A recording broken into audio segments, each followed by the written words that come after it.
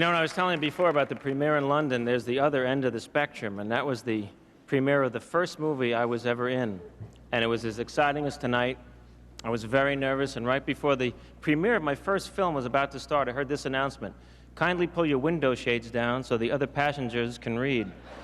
So here are two actors who will never have to have a premiere on an airplane, because that's what that joke was about. Ladies and gentlemen, here's Danny Glover and Kevin Kline.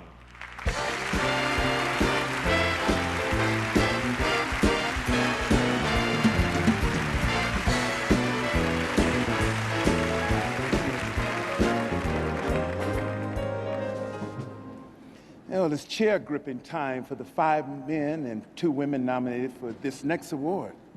This one's for film editing, the rare skill of taking pieces of a jigsaw puzzle and putting them together so that they not only fit, but make perhaps a more beautiful picture than the director imagined.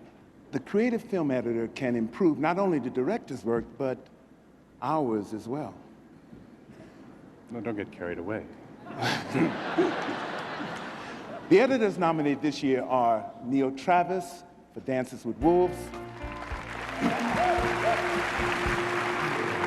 Walter Murch for Ghosts, Barry Malkin, Lisa Fruitman, and Walter Murch for The Godfather Part 3, Thelma Schoonmaker for Goodfellas, Dennis Berkler and John Wright for The Hunt for Red October. And the Oscar goes to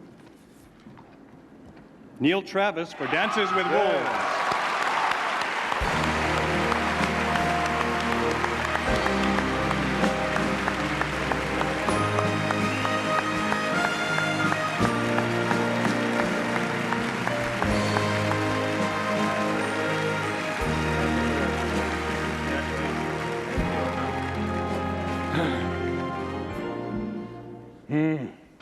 Good trade. I grew up in a motion picture family, so this little guy represents the fulfillment of a lifetime dream. But it doesn't only belong to me. It belongs to my crew. Principally, Steve Potter, Bill Hoy, Chip Masamitsu, who helped me out of many dark corners. It also belongs to Michael Blake, who gave us a closer look at the big wounded hearts of the Native American people.